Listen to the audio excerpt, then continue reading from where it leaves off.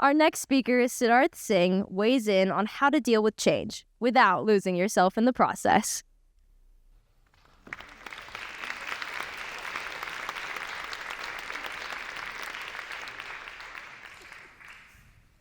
One year ago, I was on top of the world. Okay, maybe not on top of the world, but pretty close. I was graduating from the 8th grade and just months away from high school. Homework was non-existent, tests were a breeze, and teachers even let us play outside. The only teacher who made us do anything was our social studies teacher, who claimed he was preparing us for high school. But how hard could high school be? Probably just need an excuse to torture us.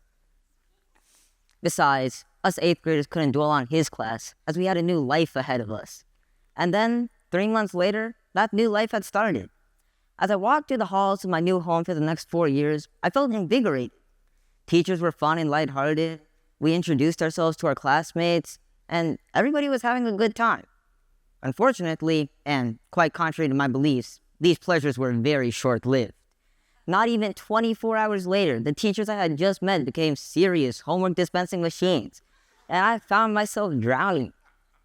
In a plethora of worksheets, packets, projects, and everything else. Engrossed in my work, I'd regularly forget to eat my dinner, take a bath, drink water, even put my night contacts in. I was lost, and I didn't know what to do. But let's take a break from my problems for a moment. How many of you are coming here after a long day of school or work? Almost all of you. Now, how many of you, maybe not today, but at some point in the past, have been so engrossed in your work that you forgot to eat dinner or drink water? Also, almost all of you. Now, who would agree that these things are important to do and that in the heat of the moment, you just forgot? And that's not uncommon. More times than not, our bodies are trying to tell us something, but we're too engrossed in our work to listen. Whether we chalk up chappy lips to the cold or a dry throat to the scorching summer, every situation has an appropriate response, and it's our job to fix the situation. So then, how do we listen to our body? Sending a postcard isn't an option, and neither is just talking away. So, how do we do it? We meditate. But what do I mean by meditation? Am I suggesting that we all lock ourselves in dark rooms with our eyes closed, or go off into the jungle and sit on the river? Fortunately, I'm not.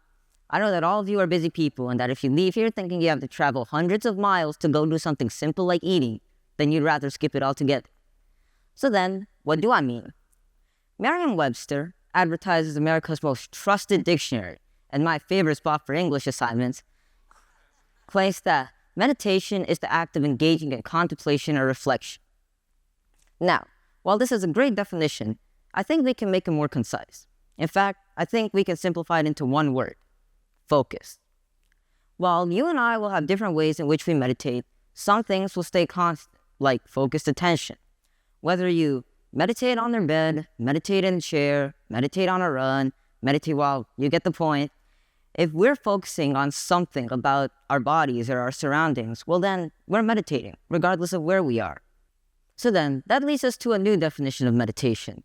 Not one of a person off in the jungle, on the river, admiring the sunset, but one of a person who's focusing on their body, anywhere, at any time.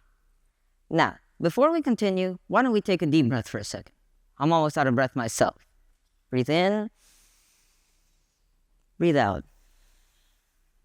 Now, believe it or not, you're already half of the way to meditation. Now, let's do that breathing one more time, but this time, focus on how it feels. Maybe the feeling in your legs after sitting for so long, or the coolness in your nostrils, even the tickle in your nose hair. We all had it. Just one more time. Breathe in. Breathe out. Who here felt anything? Less shifty, more cranky, angry, clearer mind, happier? Whatever you felt, that's the power of meditation. Bringing attention to how you feel and trying to improve it. So then, who would agree that if we were to try to quantify the effects of this meditation, that it'd be mostly positive in nature? That's quite a few of you. And it turns out that we don't have to trust our gut feeling on that because a bunch of smart people did studies for us. Studies show that those who do meditation for just 5 to 10 minutes a day end up having 4 times greater of an attention span. On top of that, those who do meditation tend to have a 33% greater state of mindfulness, which is just a fancy way of saying clearer mind.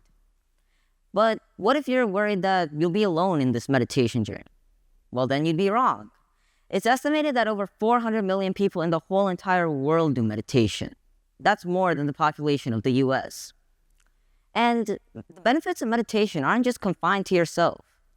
People have reported things like social anxiety, stress, and depression all going away after just a few days of meditation. So then, it seems that by taking care of ourselves, we take care of the people around us as well. So then, where was I on my rant about high school? Yes, I was drowning in homework, forgetting to eat, and my eyesight was flailing. So, what did I do? Clearly, I'm not the same wreck that I was just a few months ago. I started to take care of myself. And I know it sounds cliche, I meditated and all my problems went away, but that's not the truth. It was hard in the beginning. I'd routinely zone off after just 30 or 40 seconds.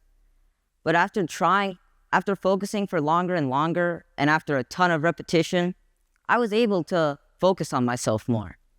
And that's the beauty of meditation. It's not some type of cheat code that you employ to get all your work done, but it's a way to finish your work by taking care of yourself.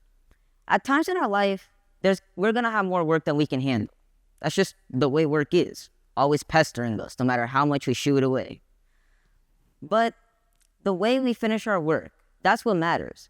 We shouldn't sit at a chair and table for 10 hours thinking, I'm going to power through this and get it all done. We should do it in little chunks of 2 or 3 hours while taking care of ourselves in the breaks. Next time you're at your chair and you've been working for hours, just take a break for a moment. You might realize something like, I haven't stood up in a few hours. I forgot to eat dinner. Or worst of all, you forgot to water your plant after 2 days. These are the things that meditation improves. Not our work, but our state of well-being. Because no amount of papers and emails is more important than how you feel.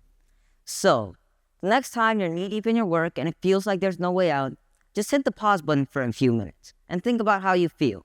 You'll be surprised at what you notice. Thank you.